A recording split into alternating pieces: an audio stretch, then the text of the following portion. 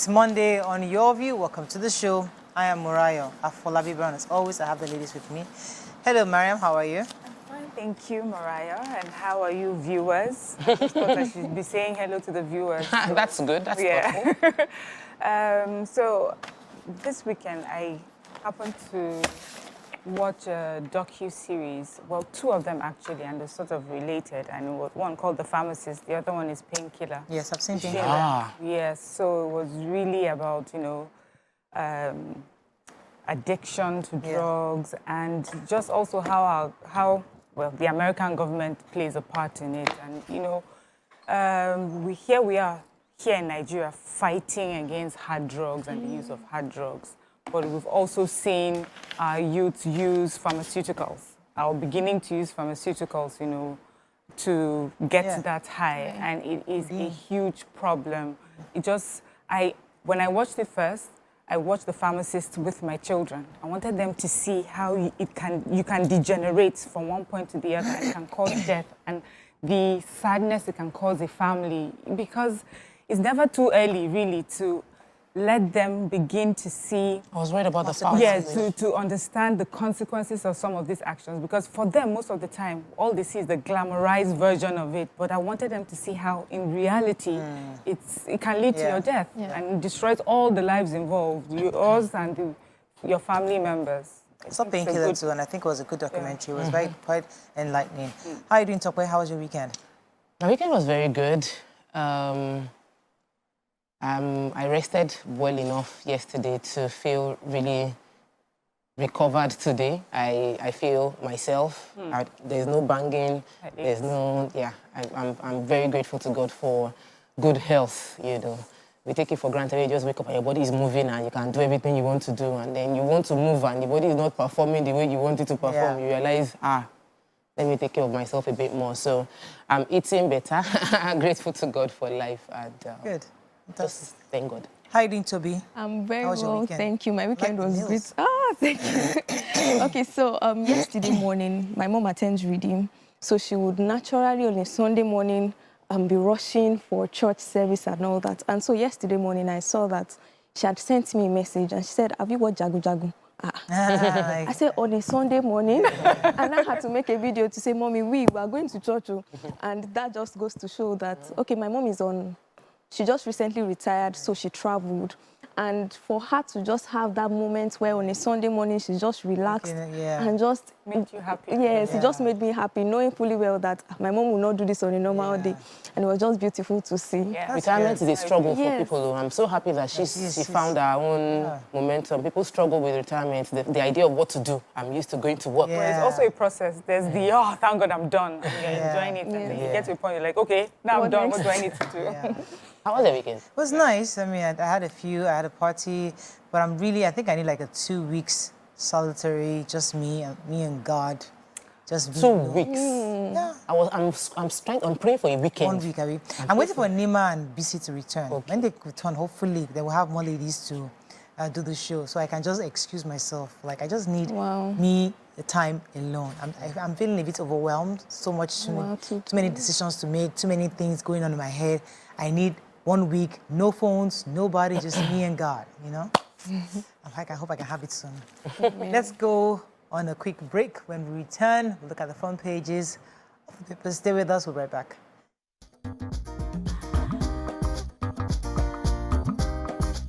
Stay tuned. Your View will be right back. Okay, thanks for staying with us. We're going to start with the nation. Tinubu reassigns Oyetola to Marine, Momo to Niger Delta. Why bank CEOs were barred from foreign trips. Isheshe Day, adherents cautioned in Kwara, Elegushi Hills Southwest government. Banks borrow the change in talks to boost dollar liquidity. NAMA conducts validation flights ahead ICAO audit. ECOWAS rejects Niger junta's transition plan. Labour backs tenure system for public sector directors. Okay. Which story are we starting with? Should I start with the... Who want to go? I can go. So we have commercial banks and bureau de change are in talks on strategic steps to boost dollar liquidity and save the sliding naira.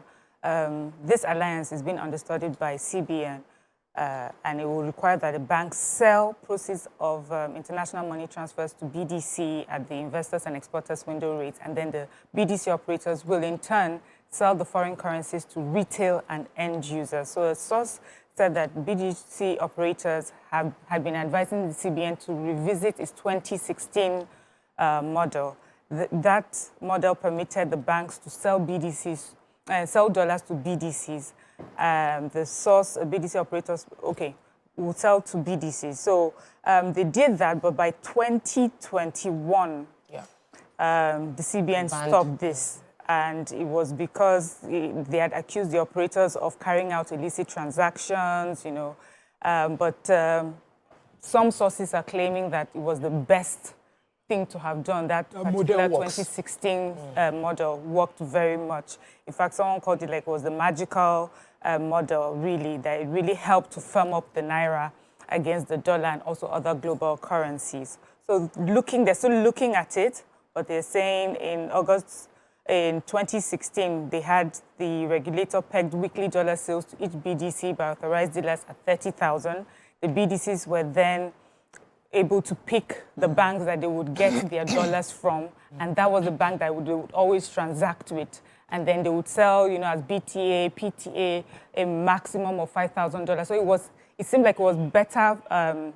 Watched, yes. So and asking the banks to do it. What the banks have been doing, all the targets that have been set for them, the banks haven't been able to meet up. So it looks like they may be revisiting that 2016 model. I think a meeting should be had so that everybody understands the part you're playing. Like, you might be trying to profit yourself, but it's costing the entire country. In a related story, actually, let me just connect that also to this story, where the CBN actually was telling us why they had barred the MDs of banks from traveling. They had placed a ban between July 5th to August 15th. And this was because, according to the report, said that the beneficiaries of the naira crash were the bank executives because they were saving the dollar they had for their friends, families, and associates. And that's what happened, that the naira really crashed. So you remember they were supposed to give naira to Nigerians who needed it. They wanted you to come to the bank to take the dollars. But these bank MDs, many of them were being, according to the report, demigods.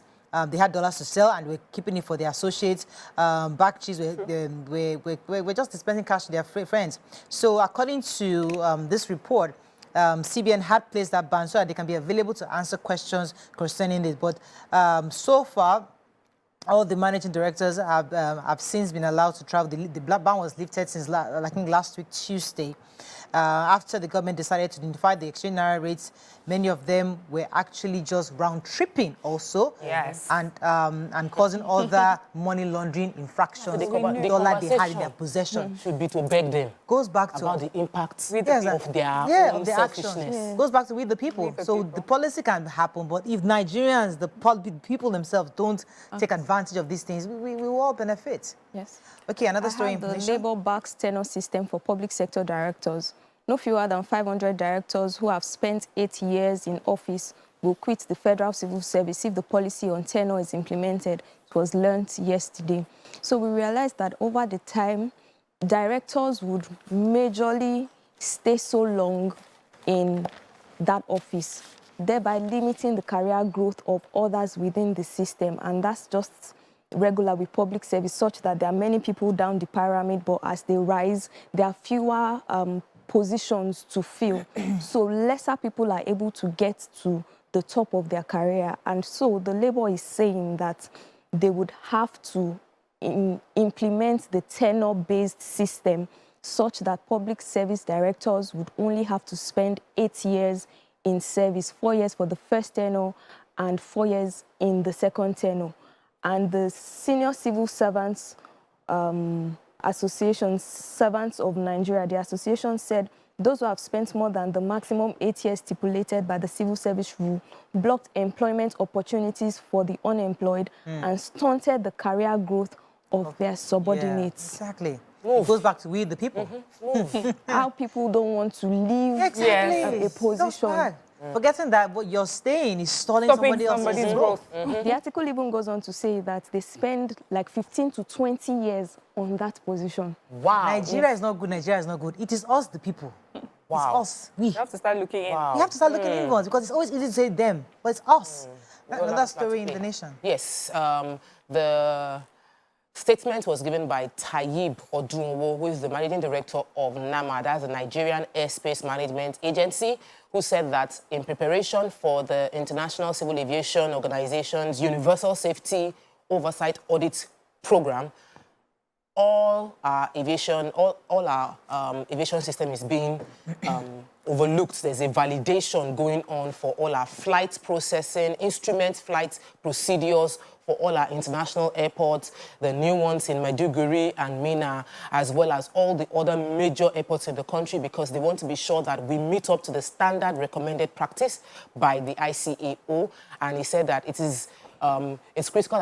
The critical manpower have also been boosted. They've gotten support from the military. They've got support from the NC, that's Nigerian Civil Aviation Authorities, as well as other agencies that are all involved, updated their aeronautical information publications and operation manual. I think that after the certification, I think people will have more peace of mind regarding local travel, because this would mean that every airport, every system is recently validated.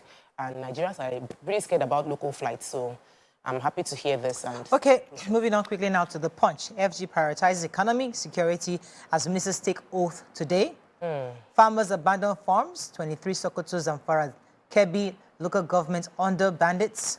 NDLA recovers 4.8 billion naira worth of drugs from wanted billionaires Lagos warehouse.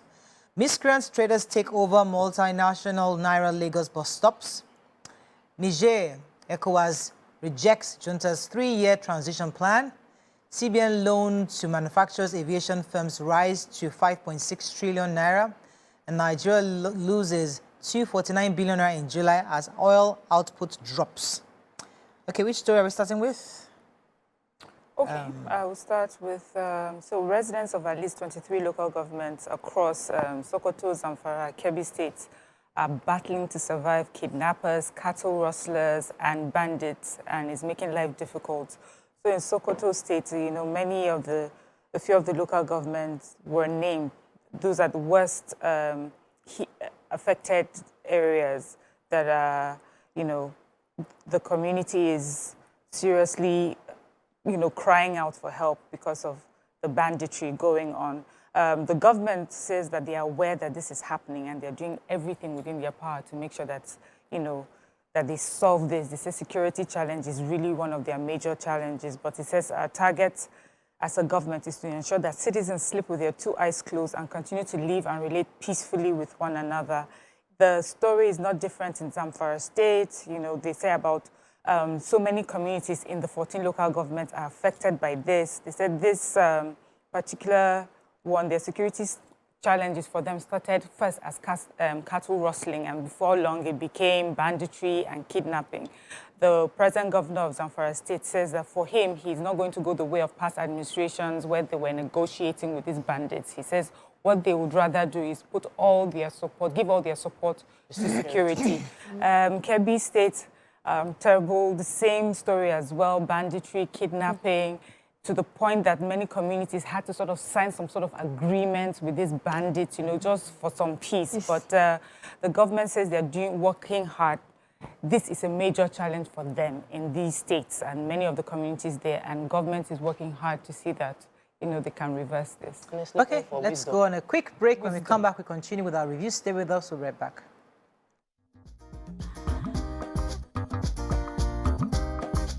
Stay tuned. Your View will be right back.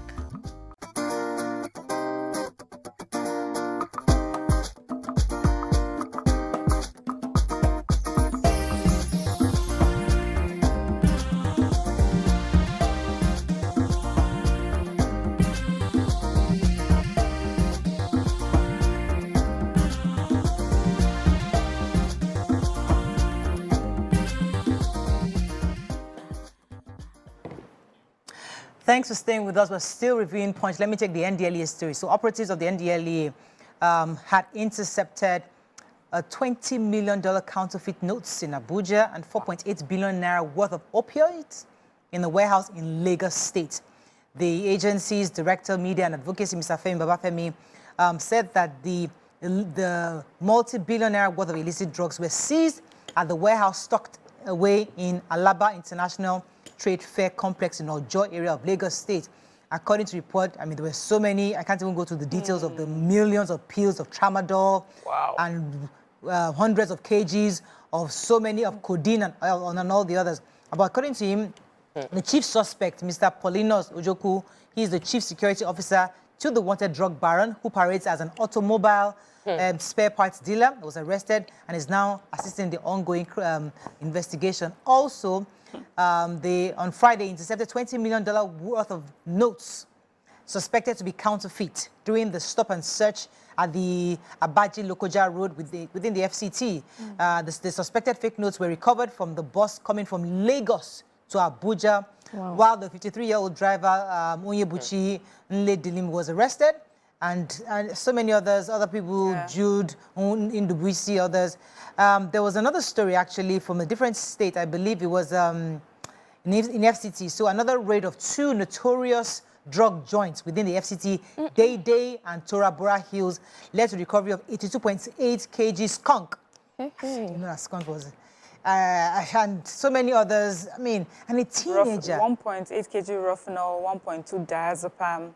And yes, just... And an 18-year Boniface Odi Kanchuku, 19 years old, was apprehended with 99.4 kg of skunk in Isekwe Road, actually in Oji River local government in Enugu State on Friday. So this is part of the reports we take on NDLA, the work they're doing. Yeah, cannabis farms have been destroyed. I mean, cannabis farms.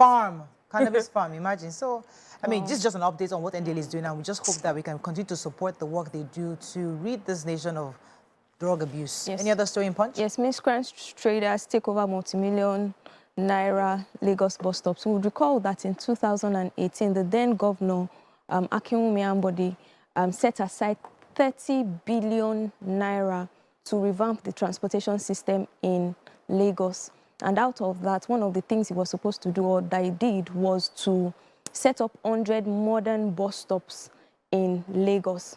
But we realized, according to this article, that the bus stops have been taken over by miscreants, by traders, by homeless people generally. Living there. And even the purpose in which was meant to serve as for people to take a break from commuting has not been achieved, because people are even scared to even stay by the bus stops. We will see, even on pedestrian bridges, would see beggars, would see people that are mentally deranged, you know, lying down there. And sometimes it's just very difficult to move along. And so the article says that the correspondent was trying to get the chief press secretary to the state governor, Boyega Akoshile, to find out what he was doing about the situation, but he did not take the calls or reply the text messages. I really hope that something can be done about this situation, especially in Lagos State. It's an interesting topic, because how are the buses being used? Even the Oshodi one, this massive international... But even the one right beside us here at Ketu, there are bus stops, but there are hoodlums that sit down there, or just people that don't have any other thing to do. So I don't think even we need task force or police to do it. Just tell the NURTW people that are already working, park management, to rid people of staying there, and then we use the place for what is meant. The article said these people pay some people to stay there. Yeah. Let me do a quick update on the junta. Yes, Punch. The ECOWAS has rejected the planned 3-year transition. The 3-year transition plan was released by the Tiani. That's I'm trying to get the full name. I can't get his full name, but the person in charge in Niger right now has declared that there's going to be a transition period, because the ECOWAS Commissioner for Politics Affairs, Peace and Security, Ibel Fatwa Musa, had announced that they needed a decision on how the move was going to take place. And what they found out was there was going to be a 3-year transition plan. He said that the ambition of the military was not to confiscate power, but the transition period would not exceed 3 years, which the ECOWAS team disagree with entirely, that they don't want they don't want a prolonged transition period for military rule to be in place within Niger. They also mentioned the fact that the junta has said that they were going to need 30 days for the political parties to release their political calendar of how they want to take over power. But ECOWAS is not accepting any of this prolonged transition. They want to be able to, they want the transition to democracy to be short as possible. And they want the earliest possible scenario where civilians will take over power from the military in Niger. Okay, Vanguard, very quickly, let's find a story of not taking brutally frank many governors wealthier than their states, says Clark. Tinubu appoints Momo as minister designate for Niger Delta. Old age poverty to increase as pensioner coverage stagnates, population rises. Energy crisis, cost of solar systems rises 220% to 550,000 naira as forex inflation worsen. Isheshe Day, traditionalists warn Yoruba monarchs against sacrilege. Let me take that story. So the Isheshe Day has been on the news for the past few days now. The traditional religion worshippers in Osun State have been warned by Yoruba monarchs across the region to desist from stopping the practice of Isheshe Day. It says that from committing sacrilege to avoid the ancestral curse on their respective domains. Traditional enthusiasts, leaders of traditional religion monarchs who graced the 2023 Isheshe Festival tagged Obaship and Yoruba tradition, culture, and spirituality. It was held in Oshogbo.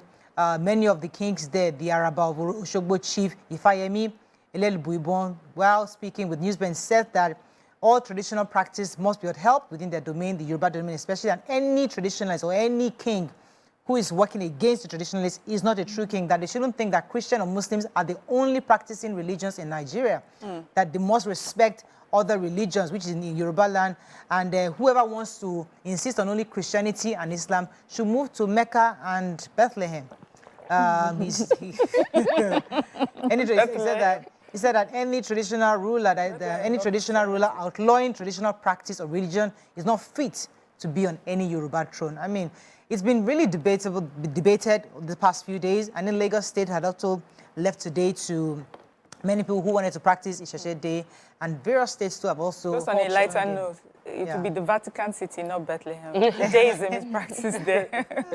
All right. So I'm taking the story of human rights lawyer Femi Falana has asked the Department of State that's the Department of State Service, to release the suspended EFCC, the suspended chairman of EFCC, actually, Mr. Abdul Rashid Bawa, from illegal custody. According to him, he said that any government which is ruled by law is under legal obligation not to breach the fundamental rights of citizens expected in manner prescribed by the Constitution of Nigeria.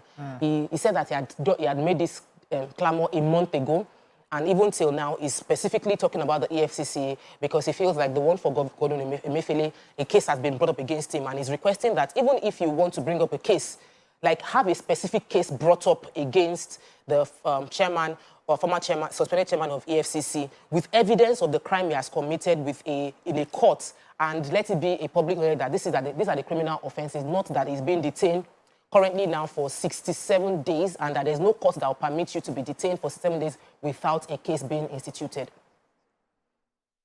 Any other story in Vanguard if we wrap up? Okay, that's all we can take on Front Page Review. When we come back, we discuss the hot topic of today. Stay with us. We'll be right back.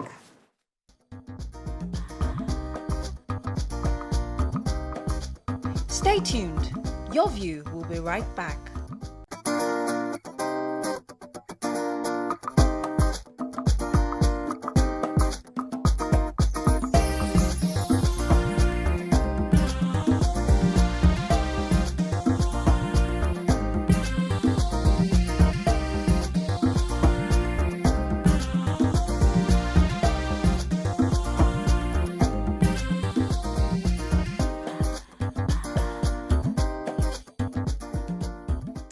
Thanks for staying with us. So over the weekend, Mr. Seyi Awolowo was trending because of some comments he made during an ongoing reality show, where he made some really disturbing comments about sexuality, child sexuality.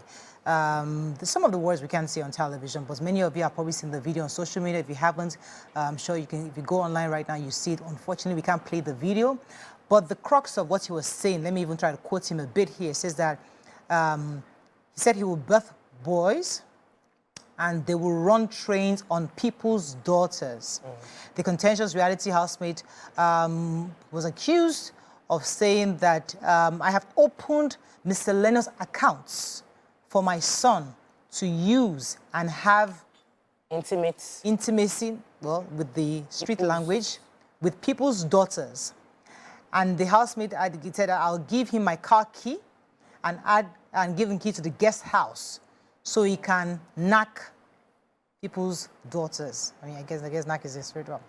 All right, so many have reacted to these comments, especially the Lagos State government through the Domestic and Sexual Agency, DSVA. We've had them a few times on this show where we discuss issues that have to do with the girl child, rape victims, and domestic violence. They've condemned this statement, and they specifically said that that statement perpetuates harmful attitude and contribute to a culture of violence and abuse. So, now, when I initially heard the story, I hadn't seen the video. I dismissed it, saying it's part of one of those loose talk that guys just have, amongst themselves. I'm sure he didn't mean it that way. When guys are just talking, they're just speaking. And then 1 hour later, somebody showed me the video. I'm like, my jaw dropped because he was speaking with such intensity, and you could feel that he almost believed everything he was saying. What are your thoughts on not just the conversation, the people around, the idea of having a son whose job would therefore be to run girls? And if you don't know what run is, please go online, check it out. To run girls on people's daughters, run train on people's daughters. This is quite disturbing to many Nigerians, and we'd like to hear your thoughts on it. But as being the mediator here, I have to always find the good side in every story, or understand where the perpetrator is coming from. So we'd like to hear from Nigerians. You can call us on 081-0764-679-09024-163-440. You can also tweet to us at TVC Connect. Please hashtag YourViewTVC so we can read the tweet. We must add that his management or his people have come to send it. They put out a press release and have asked us to understand that that's not, we should understand the where he is, the reality show, the kind of things boys just talk about loosely.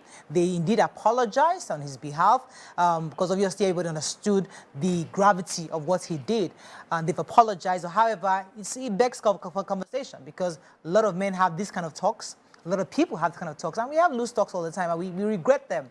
But is this one of such where it was a loose talk that is regrettable, or something that comes from a deep-rooted, misogynistic way of seeing life? That's really the conversation. I don't know who would like to start with. Toby, you want to go? Or? So for me, Seyi has been controversial throughout this Big Brother. I don't follow Big Brother personally, but when it's trending, you cannot avoid it on social media. Everything will come out, and he's been started to say a lot of things. What he said was all shades of wrong. Like, under no circumstance would you say that kind of thing. Like, we're still living in we're living in a country, in a world that is every day getting more perverse. Like, there is a lot of perversion. People are doing things that we did not grow up seeing as normal. And you cannot say you want to raise your son and you want to give your son budget for runs so that he can run train over other people's daughters, and in the most crude way. Like he said it in a very, very crude, like terrible language. So happy that Lagos State government has spoken up concerning this. I mean, through the domestic violence, I was expecting that Big Brother themselves as an organization would give a very firm reprimand against him. I didn't see that. I've been trying to check. Maybe if somebody has seen it, if I see it, I would mention it, but I don't think it was firm enough, because if it was, it would have trended just as fast. And, some things that if you don't want to permit it in your society, you will quickly cut it off in a very firm way. That is what I love for both Big Brother team as well as Lagos State government, which they did, but maybe they could have done more in terms of saying, take him out, or what he said is wrong, that kind of like a legal action against him, so that we paint it as bad as it should be. Because under no account should a man or a father be planning on how his son will wreck another person's daughter's life. Let me pause you for a second. Mariam, let me come to you. Some will say, why are we being somewhat hypocritical? Because these are what things happen. This happens. You know, lots of guys out there, we see drunks and they have children and they even teach them how to smoke, they teach them how to drink, they do stuff. So why are we pretending like it doesn't happen in our society? So personally, I think I just need to put it out there that I found what he said appalling. Yeah. But I would not pretend to say that I'd never heard it before in different ways. Maybe not as crudely described as he's done, but in many ways, this is a narrative that goes out there. Absolutely. Even to the point that women would, in talking to our daughters, to say, it is you that would bear the consequences of this sort of action. But I think, I wanted to highlight something because I had to read comments to find the meaning. He said something about to run trains on girls. So there was a lot of backlash on that because they said what that means, correct me please if I'm wrong, is maybe a girl and then have several boys go at her. Oh! That's what that means. So that is why that is complete, that one, I wash my hands. That's abuse. Yes, I completely wash my hands. It's either rape, it's some sort of abuse, And that is why a lot of people were screaming and shouting about this. To say to run train on your daughter or girls. Nobody, I don't know why you want to raise your child to be that sort of person. But to be honest, have we had this sort of conversation before? Have people described men like, this is my, look at him, this is my son, he will break hearts, he will destroy these girls. We hear it. And subconsciously, we accept it. In fact, I used to have this conversation with people around me. I say, how is it that you raise your boy to be a sweet boy? The moment he now goes out into the world and is hanging out with peers, he now has a different mindset. What is expected? What mindset is he having? Running trains, Yeah. calling boys. I say, you're a guy, look at you, mommy's boy, you don't even know what's up. This is how to do it. If you're the sort of boy that likes to be decent with girls and take your time, they call you all sorts of names. You're too Jew, you're bush, you're not happening, you're not cool. So the truth is, this boy, this person, had forgotten that there were cameras. Yeah. And he spoke with his boys the way they would normally speak. Yeah. None of the other boys that were with him, none stood up to him. Yeah. In fact, the one that did the best, he said, God forbid. That was the best he could do. But in his heart, did he think there may be some truth to what this man is saying? In their minds, were they thinking it's true? Why do you hear some men say, I don't want to even have a daughter? All the things I've done, I don't want it to happen to my daughter. So now we're calling out Nigerian men today, because every time we discuss the girls, we teach girls how to dress, how to close their legs, how to sit properly, how to talk. Men, how are you raising our boys? What are you telling our boys once they leave the comfort and the protection of their mothers and they go out into the world and meet fellow boys? What are you teaching them? Because they make it look as like some kind of trophy as a man. Once you become a teenager, they expect you to be doing some things. They are disappointed to find that you're still a virgin at 21. Are you not a man? These are the kind of mentalities that sow the seeds to believe that you can run train. That we can do it we are boys, there's this girl that we can all have access to. Let me come to you, Tope. What are your thoughts? When you saw this video, what came to mind? Okay, so I remember last week we had a conversation about a good name and, inheritance. And the first thing that came to my mind that this is an Awolowo lineage, right? When we hear the name Awolowo, somehow you will give that respect to that family. I'd seen Seyi Awolowo in a few instances, and when people said, oh, this is Seyi Awolowo, as in, I didn't look at him as a Seyi Awolowo, I looked at him as an Awolowo's seed. And when I saw this video, I was like, good name. May it not be years down the line when the good name we've been trying to protect, would be altered by somebody's actions or inactions. And the second thing I was going to say is that people like this would forever exist in the society. So we must begin to have conversations with our own within our space, even though there's a ripple effect at the end of the day because your children will still interact with such people. So it's a question of the higher voice who has more reasons to stay by the truth that you've passed on to this child. the third thing I was also going to say that celebrities, I don't know, there are some values that, even if they're your personal thoughts, please hold it. Don't, I mean, because sometimes I see some celebrities saying some things and I'm like, but in Nigeria too? Toby, my worry is that, listen, it's a reality show. Yeah. We're being real. Yes. The realer you are, the better for us. And the cameras are there. And what we should be, instead of condemning Seyi Awolowo, we should be seeing it as feedback Back to us. To us as Nigerians, because it's so easy, oh, can he say that kind of thing? But all of us are pointing fingers at him. Our brothers, our uncles are doing exactly the same thing. And we need to see it as feedback. Like, how do we fix the society? Let me go on a break. And we come back, we'll take a few phone calls and discuss more on this. Stay with us, we'll be right back. Stay tuned. Your View will be right back.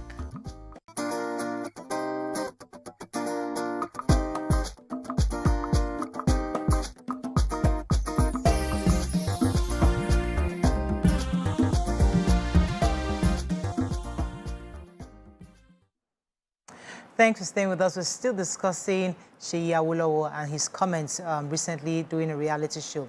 Tope, let me come to you. We're talking about the fact that this is some kind of a feedback to many, especially of our Nigerian men. Because I know that in universities, a lot of boys probably did stuff like this, where they run one girl, you know, maybe one girl that seems available, and they are now taking turns, and they talk about it, like, you never do your own, me, I not do my own, that kind of, you know. And we've seen this. So when we now see it out with cameras, it's not look as if, oh, he's the culprit. He's the gang leader. The guy that's the gang leader of the whole thing. When they've been doing it for years. Like I said, our world is getting more and more perverse.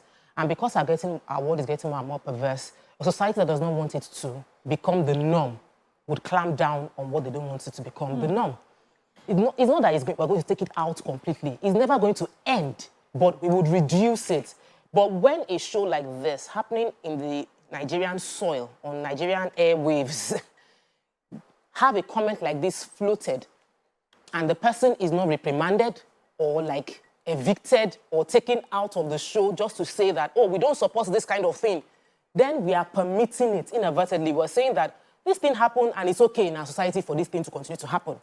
That's the part I have issues with. I have issues with the fact that the house did not take him out. I have issues with the fact that Brother did not say anything concerning what he said as something they don't represent, that doesn't represent their mindset or their beliefs. But if we think about it, really... That's not what the show is about. The show is about you being real as... If we think about it... About moral. If we think about it, everything that the show represents is immoral. It's about you being naked, who did you kiss, who did you do all of that with. So if we are going to say that this is the system here now, then we're not going to question or fight it. But because we understand that people are hearing these things, and it can become a template for someone else, like someone else that did not know or think or has ever heard this thing happening, can now start thinking about it that, that my 16-year-old boy that is just long neck and not doing anything, maybe I should give him a budget for babes. Maybe I should get him a guest house so that maybe because I'm not giving him freedom. So they will start looking at it as a template to solve what they are perceiving as a problem, which might end up harming people. So it is important that we have this conversation, even if we've heard it 1,000 times in a calmer way in our rooms. We say it out there so that it's now seen as it is wrong. These are other people's children. You're taking advantage of an innocent girl that doesn't know much, and you cannot be planning on that person's... How do we self-regulate? How does a young man say, you know what, I must know right from wrong? How do we have a few group of men and nobody could say, see, that's nonsense. Nonsense. That thing you just said is nonsense. How can you be talking like that? You know, somebody to challenge that. We don't have that. So what happened to our men? It's like they don't have the confidence to speak up, or they don't even know the right from wrong anymore. See, what I'm seeing... This is not a censor of men, no. This is a group, the group that are in the house. They are of the same mindset. So we cannot use this as a judge of men. Somewhere else you have this conversation, somebody else will rebuff it, or somebody else will offer a different template. But in this place, they are all in the same birds of a feather. Group. You remember when Trump was... Let me pause you for a second, please. I want to take that. But I have a caller. Oliver, thanks for calling. Oh, I'm so sorry for keeping you. I do apologize. Go ahead, Mariam. When Trump was running for president and there was something that he said that became very popular, he said something almost... No, about grabbing women by their private area. And the wife, in his defense, says, well, it's just locker room talk. It's just boys talk. So this is something. So the reason why you may not have seen the backlash from those around him is because, as I said earlier, this is what boys have always told each other. Men have told boys have heard from men, and what they believe. And many people don't watch that particular show because they say, oh, it's not in keeping with my values and my morals. But I would say one of the good things to come out of shows like this is that it reminds us and tells us exactly where we are. Just as you said, this is feedback. But so now that we've heard this, how do we as a people respond to it? Yeah. If it shocks us, then that means hopefully there's still some values left, and then we can now use this opportunity to talk about it and educate other children who are growing up. Take care. Let me take Tokumbo. Thanks for calling, Tokumbo. You're live. Good morning. Morning, sir. Yes, good morning. Yeah. What I want to... Hello? Many don't watch it. It's not like it's extremely bad all the way. Usually it's not even bad because they do tasks and some things to make them make money and for them to win things without even talking about kissing, sex, the adults. Now, the issue about what she said was completely bad. But the fact is, most times he talks like that when he's high, when he's drunk. He had just had a drink. So after the party. People don't look at what happened beforehand. So what I think happened, even though what he said was completely bad, he was drunk. But when he talks about a drunk person, he says a lot of things. Maybe things in his mind, you don't know. So people shouldn't judge the show, or like how Tope said, the show should have said something about it. They can't say it. It's a show which depicts your person and personality. If people like you, they like you like that. If they don't like you like that. But the show itself is not completely bad. It is not even bad. Okay. A lot of times people make comments from videos they see, which most times are edited. They just show you a part of it. If you know the beginning to the end, you will know that, oh. All right, so he's a fan of the show, obviously, of the reality show. Trying to give us context. Trying to give us that she was probably under the influence of alcohol, I think. I'm not sure what he said. I wasn't sure. But the point is, as we're talking about feedback, the world is full of different kinds of people. They're just like even in visual content we see. There's good content, there's bad content, there's religious, all types of content. There's pornography, there's, and that's what your children are going into the world to see. Yeah. And we must train them to know the kinds of people, the kind of friends to hang out with. Because if you hear this kind of conversation with some boys, you'll be wondering, how do I protect my child from these kind of people, the kind of boys this guy is going to raise? How do I protect my own babies who I'm trying to train to do the right things? How do I protect my daughter or even my own son from being friends with this person's child? These are conversations that we need. This is so, instead of just condemning, because the truth is that these kind of people will continue to exist, whether we like it or not. Yeah. It's just how do we protect ourselves from these kind of people? So you want to jump in? While you were speaking, the question that came to my mind was, who sets the standard of ideal in a society? Because, in this kind of conversation, some people would hear it and say, right done, well done, omo konye. Yeah. And some other people will hear it and say, this is absolutely bad. So my question really would be, who sets the standard of what is ideal in a society? Let me take Oliver and I'll come back to you. Good morning, Oliver, you're live. I'm a first-time caller. Welcome to the show. That's right. The man, I think it's White Money or whatever, the BBN now, that made the comment you are discussing now. Now the issue is this. I think White Money is, I've watched a video where in the past they asked him his view about women. And he simply, I think in that interview, he simply said that when it comes to women, he's a descendant of Solomon. That kind of a thing. But now we are all discussing, we are all annoyed at what he's saying, but we have not looked at the consequence. I've had somebody who had that kind of view. But you forget that on the other side of it, there are also girls or ladies who would counter him with their own type of hatred for men, or I don't know whether to call it hatred. Now there's a man who has given his sons, as it were, that authority to go out. Now, the reply the female gave him was that prostitutes got somebody who had AIDS, and they presented themselves, looked younger, even younger than the son, and the son had, affairs with him based on their father is rich and all that.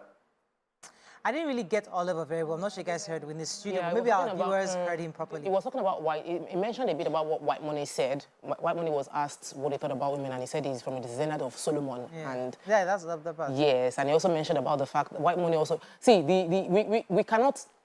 Honestly, it's right we discuss it because it was hot. It was a statement that we need to speak up against, because if we don't, it will become the norm. And we've seen things that we permit. When we permit the wrong things will become our standard. Okay, let me come to... So when we speak up on what is wrong, we give a few other people barometer. She asked, who determines what is right or what is wrong? That's what I'm taking notes. That's what I want to go to. This template issue. What template do we give boys on this issue of sexual activities? You know how girls are somewhat raised to hold and preserve themselves till they are married, although many of them never do.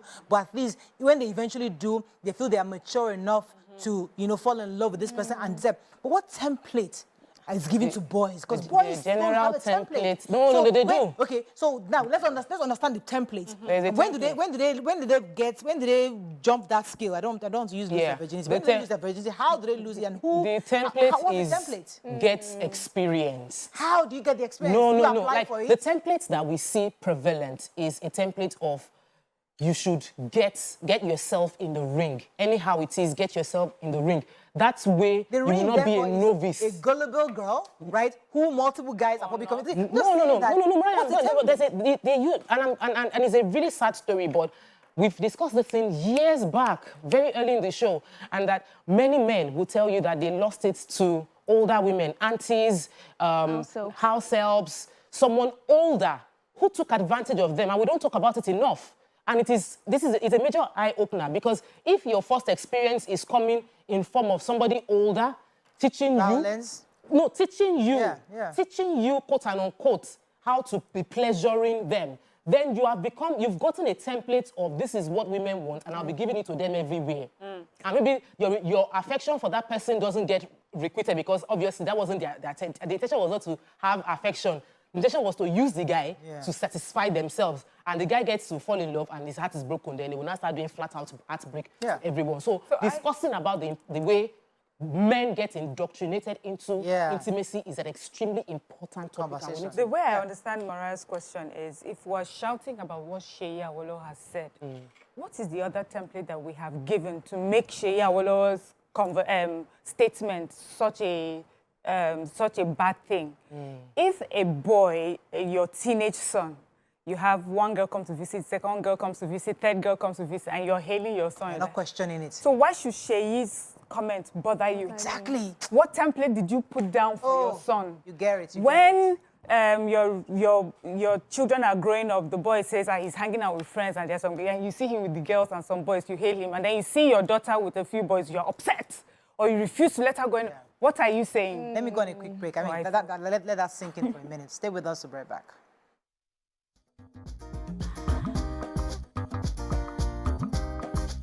Stay tuned. Your View will be right back.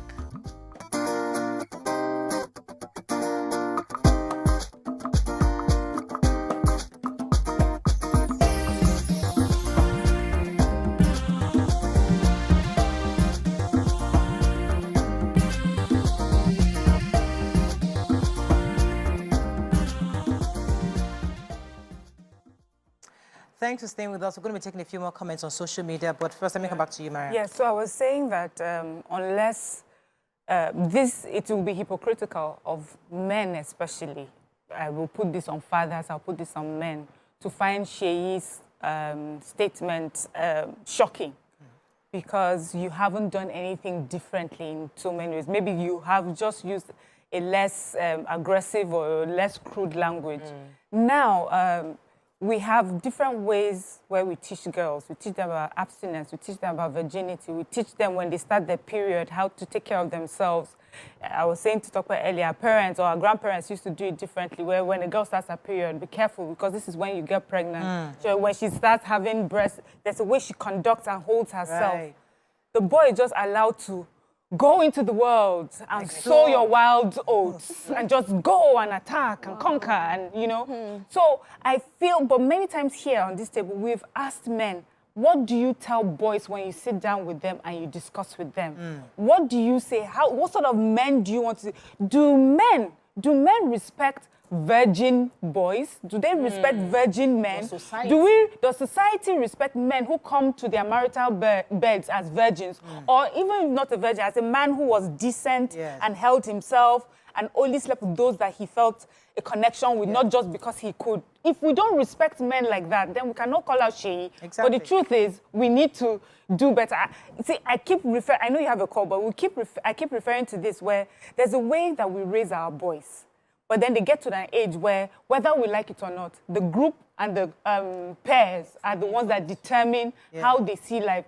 They get to an age where their mothers are not, you are not influencing them anymore. Out, yeah. Yes. So when they go out into the world amongst their peers, what have we told those peers? Exactly. What have we encouraged them to do? So you can raise your child well, but it's not guaranteed that your friend's child or next door's neighbor's child is going to be raised well. Let me take Belinda. Thanks for calling, Belinda. Hi, good morning, ladies. Good morning. Wonderful topic again today. Thank you. Thank you. So I listened to Seyi Awolowo the other day, and it's like you just said, it's a reflection of the society. It just shows us what our society is like today, and it's not just Nigeria, it's universal. Because Miriam just mentioned Donald Trump talking about locker room talk. It's universal. Men think and talk like this when they're together. But then the thing is, the most comforting part is by the time they start having kids of their own, having daughters, they get to change. They don't continue this way. Thank you. Hopefully. So, I mean, sometimes the voices of people like this drowns the good voices. Yeah, because there are some good men out there who want to raise responsible men. But they don't But they don't speak up. We don't hear them as boldly and brazenly as people like this. You know, well, some of them are in churches, but even in churches, they just kind of hush, you know. They just, talk to boys calmly, but we really need more men. It's only in the last 10 years we had people like Fela Drotoye, people like Larry Olushola come out. They had done programs for men where we've seen strong men come out. But we need more of those. We need more men coming out to chart a new course for young teenage boys. How you treat The mentors for men. Yeah, very few. Rappers. And Rappers, artists. Actors. Women, drugs, cars. Those are the mentors. So that's the songs. Have money, then have more women, then have more money and have more women. Really? So, and our songs are also reflecting those same values. And those are the songs that are trending. The songs give you the feeling, and the feeling makes you feel once you have money, the next thing you should do is have more babes or something thereabout. But Mariam asked me a question during the break, and it occurred to me because I have 3 boys and I don't intend to have more kids. And I thought about it that I haven't reflected on how I want my children to address their sexuality. I have not thought about it. If I had a girl, the conversation is straightforward. Yes. Abstinence, this is your body, it's a temple, it's precious. But for a boy, for my boys, and my boys are going to be teenagers very soon. Yeah, pre-teens already. Yeah, and I haven't even given it a thought on the kind. I want them to be kind. I'm raising them kind. I'm raising them conscious to take care of people, not to hurt women, not to... All those are covered, but how do they address their sexuality? And how will they address their sexual needs when it comes up? That is a conversation that we must have and start thinking about. Also, you also want your child, you want to raise a child who will be seen by his friends as timid. Yes. You don't want a boy where, he's still a virgin. That even affects his self-esteem. So we are then called to that devil and blues. The devil needs to know and be confident enough that I'm making a decision not to. Or if I want to. Daddy needs to add his voice. Conversations to have. Let me come to you, Toby. I also have 2 boys. And when you were speaking, I'm like, hey, which kind of love? Like, where do you start? Where do I start from? But my children are a bit more younger. And I know that I started conversations like, identifying your private parts. These are your private parts. No, nobody touches. And, it starts from then. But then, when they now get to your children's age, what do I do? And that's another thing we need help with, especially as mom of boys, to, you know, we talk about men not being so many, standing up as role models. For mothers like us also, are there people also that have a template of how they've been able to have these conversations with their children? Let's give you comments Have on you social talked media. about consent with your children? So let me give this example that happens in my house. I have a son and daughter. My son has this attitude where he likes to play rough. And I will hear my daughter say, stop it. You will say it 500 times. He will not stop. So for me, I'm like, nah. This behavior is, you don't know when someone says no. So that is a conversation I'm constantly pushing. I tell him, if you don't respect people's boundaries, police will catch you in the real world when you grow up. You need to understand, even with playing with your sister, when someone says to you no, they mean no. I'm not telling him about sex yet, but I'm hoping that with this, it will translate. Yes, for when we start talking about that conversation, that when somebody says no, it's no. Don't keep pushing. Let me take Kalu. Thanks for calling, Kalu. Yeah, good morning. Good morning. How is everyone this morning? Actually, Tope has come into the level I want to bring in. The 99% of the younger generation of the mothers and the fathers are playing it wrong. We don't need to blame Seyi Awolowo. We blame the upbringing of the younger generation of the mothers. I could remember those days. You cannot have an issue and mentioning private parts unnecessarily. I'm above 50 years now. My mother had me at the age of 40-something years. My mother put me in order, even when I did wrong, something like that. He would wake me up at midnight. You can, when we are growing up, you raise an issue of insulting by your private parts and all those things. So I want to really inform the younger generation mothers and fathers that we need to come in area, not only women alone. Thank you. Because you protect girls more than men. They don't care about what the young man is talking about. Mr. Kalu. Thank you. Yes. I want to stay with you for a second. As a man or as a young man, how did you get acquainted with sexual activities? Come again. How were you acquainted with sex? How were you introduced to it? What happened? What was your first experience like? You mean when I'm growing up? When we're growing up? Yeah. 100%. My mother let us know that if you pregnant a woman outside, you can't come into this house. Our family forbid it. If you eventually touch a woman's breast and we have it, no food for you, no school fees for you. In fact, you'll be spared a part of the family. Okay. So that creation of that fear brought us into a limit to make stop. Although when we are growing up, we have some guys that sneak out to misbehave or something like that. Right. That's why you don't say when we're in secondary school at the late 80s or 80s or 90s, you'll find out that you can't see somebody be a virgin and expose it. Very codex. Right. Very, very codex. Thank you. Thank you very much, Mr. Kalu, for sharing your experience with us. I guess we have to wrap up on this. I was going to take a few comments on social media before we run off, but really the point is everybody has condemned what Seyi Awolowo said during the reality show. But on your view, by taking it beyond that, we're seeing it as feedback to society on the gaps in raising our boys. The fact that many of us have raised young men who have not been able to the decency to respect women, to understand that women should be valued to the point where you don't run a train on her. Women are supposed to be valued and cherished and protected. So when we see this, we shouldn't just point at Seyi, but we should point at ourselves and see how we can begin to raise our boys right, correct those who have been giving wrong information, and hopefully we have a better society. I have to run off. You have something that is important? Yes. Okay, go ahead. He said the queens we raise will be messed up by the area boys we refuse to raise as kings and vice versa. From Gbenga Ademujimi. That's exactly the point. So you're raising queens, but yet Those boys, those kings, if you refuse to raise as kings, would become to area boys who would mess up your queens. That's all we can take on this segment. When we return, move on to our governmental conversation. Stay with us, we'll be right back.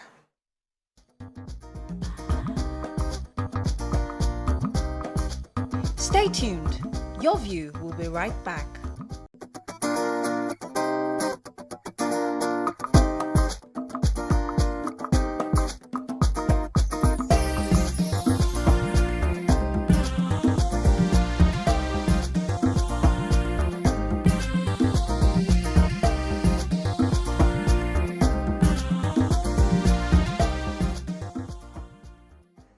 Thanks for staying with us. Moving on now to our next segment. So recently, the federal government approved 5 billion naira distribution for each state, including the FCT, to enable them to procure food items in their respective states. We'll be looking at the purported impact of the palliative measures. We'll also be looking at the utility and distributions by each of the states.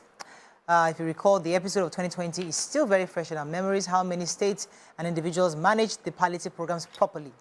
Joining us on the show to discuss this is a professional, socio-economic data analyst, and professor is Professor Samuel Odewumi. Welcome, sir. Thank you. Good to have you on the show. Yes. Always a pleasure. You can call us on 081 076 41679, 090 241 You can also tweet to us at TVC Connect. Please hashtag YourViewTVC so we can read your tweets. So last week, obviously, we heard this announcement about the 5 billion naira that's been sent to all the states. Since then, we've heard news of palliatives being released. Some states have gone ahead to release this money and grains and food items and all that. Number one worry is, many have asked that given a uniform amount across the country, these are the federal government has the data of how many people who need it. Is it equal amount of people across the nation, or how did they determine 5 billion naira in the first place? Do you think that's enough? Because there's some states that have more poor people versus other states. So how did they determine 5 billion naira across board? Because that can therefore suggest that in some states it might go into the wrong pockets, that it might not need up to 5 billion.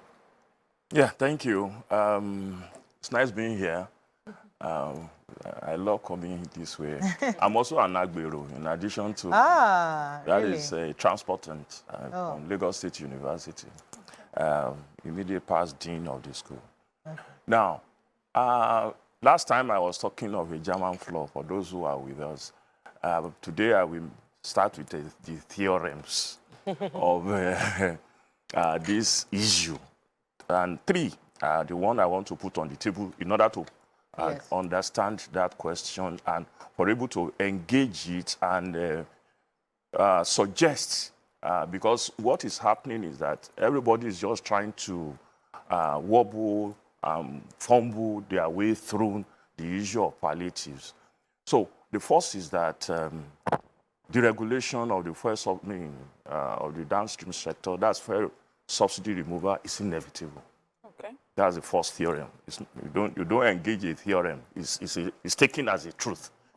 The second one is that deregulation of the downstream, that is fuel subsidy removal, and deregulation of the forex created a huge pain. Because when you deregulate the fuel, the transport fare goes up, and life becomes difficult for almost everybody. Yeah. And when you collapse the exchange rate, then cost of living goes, it's like kicking a stubborn goat with the 2 legs. So you have your ass on the floor. Yeah. And that's what happened to us. But that is the second theorem. The third theorem is that palliatives are not solutions, although they are necessary for political and social reasons. The last one is that there are real solutions, which I want us to spend more time on, because it's so easy to describe problems and not offer those who are there. And I know your platform is a powerful one to speak, to advise, to suggest, because many of them are so busy. So, but some of us that are in the classroom, that's all we do, think about it every day. So that is now on the palliative There are about 10 palliatives that they've been mentioning. We may take them one by one. The 5 billion is one that is given to the state. You are right, spot on, that distribution is inequitable. It is equal, but it's not equal. You know, you can have equality without equity. Yes. So what they did is equality, sacrificing equity. Yes. So that is for that. Then they got also $3 billion to defend the Naira. I agree with that. And I think because what happened immediately, they push out the $3 billion is that they were able to bring down the exchange rate from almost 1,000 down to 700, between 700 and 800. So, in fact, I will say along that they should go to World Bank, who are advising us to go into it, and IMF, and get more money to be able to solidly defend the Naira that should be between 600 and 700. So then they also went and bought fertilizers, distribute 5 trucks per state. That also has its challenges. It has problem of equity. It's equality, but it has problem of equity. You have the issue of rice. They bought rice. They bought grain, rice. So 5 trucks across the state, and 40,000 bags of maize and all that. They gave loans to medium and small scale, loan and grant. Then cash transfers, although we always also engage that. Cash transfer from the $800 million the World Bank gave. And Nigerians had problem with it. I also think it's not right to just, all transfers is basically wrong in the sense, no, not wrong. It's not appropriate. Because in some places it has been used very well. But where we are, Awolowo said, I will rather ask people to dig hole and be filling it than to give you free money. You must be doing something for the money you are earning. For instance, that transfer you are doing to 12 million families, 8,000 naira every month for 6 months, for doing nothing. First of all, there is a problem of distribution. How do you allocate it with typical Nigerian problem? But suppose you use it to attack another problem, which is the security situation. Say, for these 12 million families, bring a young man that will recruit into vigilante, that will make sure that there is security on the farm, security on the road, security in the home. We're addressing 2 problems at the same time. 3, that means people will be able to go to their farm, people will be able to do their economic activities, you will save them. These people are useful. Yes. For the society in their and they will feel proud that they are earning money. By the time you give money free to people, you are destroying them. You are turning them into permanent beggars. You are not giving them any. So, and President Tinubu said when he was campaigning that he's going to recruit 5 million people to look like he's want to send out these people, like call them Amontekun or whatever. I mean, retired soldiers, retired police, retired civil defense. So as to, because the first thing, one of the critical things, I will rest my case now because I know you want to ask another question, is that we need to secure this nation. That's one of the biggest palliative. So of course they also went into. I mentioned the issue of cash transfer, and then they want to do 11,500 new vehicle that will be using gas. They want to buy 55,000 kits for conversion. So that is what they are doing now, currently. Then they want to buy buses too. Well, there are some issues with how to make it sustainable, because you can ask where are the ones to be bought during Abacha, Jonathan. So these are some of the issues, but that is what they are doing. Now, we will not say the palliative is not, because please, somebody check what is palliative on Google. So you will read it out. Right. So I will rest there when they read it. Maybe let's be jumping here. Is there a question? I have a question, but in your conversation, I see that you've answered it. We remember how the last palliative program went, and I just kind of think about why palliatives, why palliatives.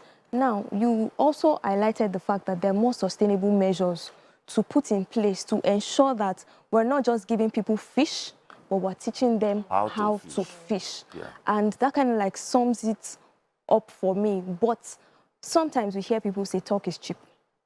So how, step by step, does the government put these other things in place without making people feel like, where we're eating from, they're trying to block it? I love that question. So what's palliative? Yeah. It says a medicine or form of medical care, relieving symptoms without dealing with the cause of the condition. Or is something that relieves condition, the pain, without solving the problem. Yes. So we shouldn't even use the word palliative. No, palliative is correct because it's temporary. That is what they are doing. It's like when a baby is crying, there is no food. There is something we call omonjowo, a theta. They just, it's rubber. There's nothing to it. Just put it in its mouth so that it will keep quiet. Because in the baby's mind, it is like a feeding bottle, but it's an empty. Now, that is what palliative is. And we got stuck into it. What normally I'm not happy about is some of us that are elites and are discussant. We don't bring this out to the people that actually you don't need this palliative. So, but for the like in the Bible, somebody said, but it was not permitted to have divorce in the times of. Said, no, but for the stiff nakedness of your heart. Then it was granted. Now, because of who we are, that's why we support the government to do some palliative. But there are palliatives which I will suggest now. One, because that's now back to your question of, so what are the things? Number one, because it is a very acute situation, the best form is salary award to quickly address the situation, because you are giving money to the workers, which we also cascade down to all these people you are mentioning. You are buying rice, you don't need it. Give a month's salary and say, we will pay you in 3 months. So, or 2 months installment as a hardship allowance, or call it just hardship allowance. So that is, to me, very, very crucial. Then two, where are these problems from? The problem is from transportation. The price of transport went up. So what do you do? First of all, address the issues that are related. How do you crash that thing? Now, you have to spend your money where it will be most impactful. Now, you have to, because CNG is about 100 naira per liter, as against the 600 naira per liter of. So you have to roll it out as quickly as possible. I have the group with NITT, that is Nigerian Institute of Technology. They've been on this thing for about 2 years. They perfected all the model. So what is left? And they are working with the Ministry of Transportation how to roll it out. Now, you may say that may take about 2 to 3 months, because the problem now is not that people don't want to use, but where are we going to get it? Because they say they are selling a horse at 10 kobo in Sokoto, but how do you get there to go and buy it and bring it? The transport cost will be more than the... So if there is no spread of the infrastructure, we have to fast track. All the 774 local governments in Nigeria must have this ability to dispense. In fact, the best thing is that all petrol stations in this country should be partakers in the rollout of the gas, so that when you convert, you are sure. Then too, I advise that we convert to hybrid. That is something that can use both so that when you are stuck in traffic and you don't get, you can switch off to your... So that is a major solution. Then we must get... I've mentioned it. Let me pause you for a second, sir. Yeah. When I come back, we continue with this. Stay with us, we'll be right back.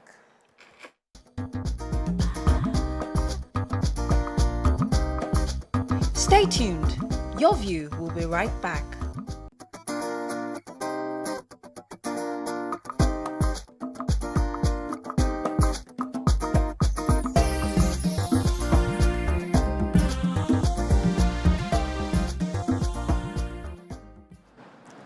Thanks for staying with us. We're still here with Professor Dewomi. Yes, Tope, you're going to say something. So, listening to you, sir, the idea of what I feel will be the ideal solution will be to provide CNG converting kits to all public transportation as a means to crashing transportation. Price, yeah. But do you believe that in doing that, Nigerians will get the effects immediately? Or what will be the timeline? Because what the government is trying to address is that immediate relief to Nigerians. Yeah, that's why I said the palliative is not really it's just immediate pacifier. Now, the CNG could be rolled out. As I said, I was in the meeting last night on this with NITT and the Ministry of Transport, where, I mean, we decided that, although because they've been working on it, what they will do is to get the buy-in of almost all the petrol stations. What is 55,000 going to do in Nigeria? Then if you convert, people don't get to where to buy. It's a problem.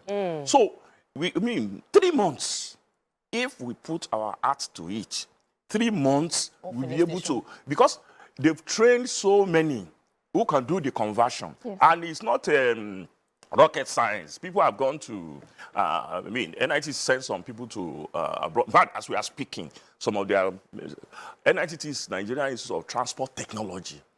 So they've been working on it. It's not, it is their forte. Yeah. And federal government has them. So, as I said, 3 months. Then NIPCO, the petrol station, you know NIPCO, is already dispensing it in some offices. Yes, it has one in Abuja, 1 or 2 in Lagos. The reason is that you must make it ubiquitous. It must be everywhere for people to approach it. So all these efforts we are diverting into nothing that will change anything. It's like, stay with your pain. I mean, be taking this Panadol, but we won't cure what is wrong with you. So, I mean, that is our basic way out. Then there are other little ones. One, we have to crash or remove totally the VAT, the duties on petrol for now.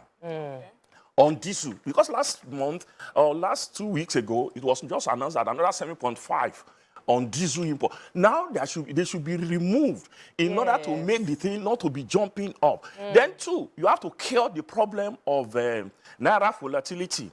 And naira volatility is in what they did by bringing in 3 billion. And it did that. They should be able to bring up to 10 billion in order to defend. You see, because it's so easy to defend naira now because you need a basket full of naira to purchase dollar. So they will need also to do a campaign of productivity. Somebody said it in this campaign that we have to move from consumption to production. That will defend the naira, because once you are able to strengthen the naira, you will be able to definitely, but that doesn't happen overnight. Yes. So my question now is, so I've heard you talked about palliatives just being something that does not really address the problem. But you also say it's necessary politically and socially. And because I'm trying to think of a scenario where the subsidy removal, the floating of the currency, and there's no palliative. What would that mean? You know, what would that look for Nigeria? Human angle, human interest. How would Nigerians stay, and for how long would would they have to go through that? And now that we have the palliatives, my dilemma also, or question I feel like it's a dilemma, is, are we not spending too much on palliatives that the gains from taking it will be lost? So, go ahead.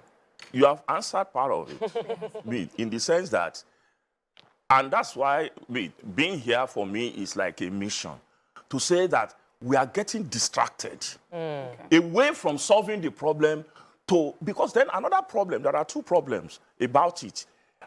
Whether palliative is a short-term measure that is not going to address anything. But it's expensive. But because of who we are, I agree with you that if I'm in government, I will do palliative. But what I will do as a palliative is a salary award. Because it cannot be mismanaged. So that salary awards that doesn't get sometimes to, well, I guess, informal when they tell you that they have 12, they identify 12 million, is it 12 billion, 12 million Nigerians who are going to be recipients of this. You now think, okay, if you look at the civil service, they might not be enough to trickle down. That's one. Some might argue that, you know, the production that you said earlier, the same government said that they're going to give billions of naira to manufacturers to revive the textile industry. So they also identify that production is important, but it's not going to happen overnight. Now, the immediate term, which I was trying to take from what Mariam was saying, is that, listen, the suffering was so bad that people needed something just to buffer up, at least to be able to, because they couldn't even go to work. So this was like something to, at least there be food on the table. People kept saying it, give Nigerians food. If they have food, at least they can still survive. So it was something to buffer until then. Hopefully then they can have longer lasting. I said it's a theorem that palliative is necessary. I won't say it's not necessary because Yoruba says "Anyongbe aja dun." For non-Yoruba speakers, if you want to fry a dog to eat, you have to be eating something else because it's too fatty and it will take a longer time. So, but the point which she made, which I agree with, is that we should not, in the end, get missing. And that is so fixated on palliative that does not touch anything. For example, the food does not evaporate. It's not that the food evaporated. What happened is that the cost of bringing it has gone up. So it's not that the food disappeared, but the food are getting rotten in the village because the cost of bringing it is far outstripped. So by now buying food to distribute, you are addressing just a symptom. You are not addressing. Then you are talking of bosses. We say that it's not just even the big bosses. I mean, the other thing that I said is that remove VAT on right from Keke to Korokwe to all commercial buses. Let the cost of it come down. And maybe you give it to their cooperative. So as to, you must not lose your sight on the ball. That what happened is that the price of transportation has gone up. So how do we bring it down for everybody? Now, what's the real problem? Salary award is that it will pacify labor because labor is now getting agitated. If you do not attend to them in the next 2 weeks, they will crash this country, and that will be more painful. And you see, look, the drivers, immediately they did the increase, they adjusted their transportation costs. Immediately. You cannot adjust your salary. And the salary you are earning hands off in their pocket. The woman selling dodo has adjusted. The woman selling this thing has adjusted. People are adjusting their school fees. But Labour is also having a conversation with federal government on this review of salary. Yes, that's what they are demanding as one of their top priority. That as an immediate answer to, because all this buying food, you are not going to give to workers. The workers that cannot get to work. That's why many institutions are now saying come 3 days in a week. Because don't lose focus. The cost of transportation is what is the beginning of everything. Okay. So let me let you jump in here. MSMEs, business owners, are also part of those bearing the brunt of these effects. And when we speak about the government having more sustainable measures for palliatives, as against giving palliatives, now I'm thinking that there are already businesses that are existing that need expansion, and in that way they're able to employ more people. So rather than waiting for the government to set up those things by themselves, is it possible that they work with already existing business owners? Correct.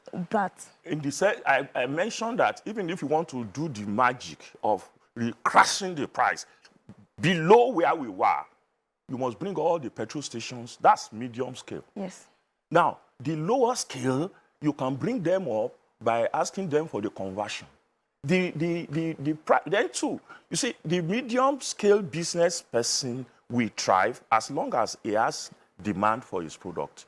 And he has people who will pay for his services. Exactly. He will charge appropriately and will get money. You see, the problem of distributing money to these people is the iniquity in it. Who are those people? How do you pick your 5,000? How do you pick it? That's why, even initially within APC, they refused to dispense the World Bank $800 million loan because they said they are not sure, they are not so confident in the register of the people they will give it to. So, because we are Nigerians, we know who we are. This money will not go to those who defines poverty, at what level. And it is established that in the rural area, 60% of people who are really poor do not have bank account. So you are not transferring to the real poor of the poor. You are transferring to those who are smart and those who have a link. I do not. I've listened to those who organize the register. They have some points, but for me, this was developed by World Bank, supported by this. But right here at home, Nigerians are no beggars. Let the farmers be able to go back to the farm. And that's why I said, when the president was campaigning, I said, this is it. It is this money. So rather than just give money out, assemble 1 million boys or the retired people, give them this money, give them the guns, let them secure us. Immediately the nation is secured. Then we mentioned that we have to fast track the rollout of the... Then you have to go and beg your uncle. If we need to buy another 5%, we have 20%. The uncle, you know the uncle. No, it's the uncle. Look, he must roll out quickly. We cannot wait anymore. Okay, uncle of your view, what is the problem? Okay, we have this money from this now. Take 5%, which will be part of our share of your company. We want you to roll out by September so that we have this. Then the Kaduna refinery, go and fix it.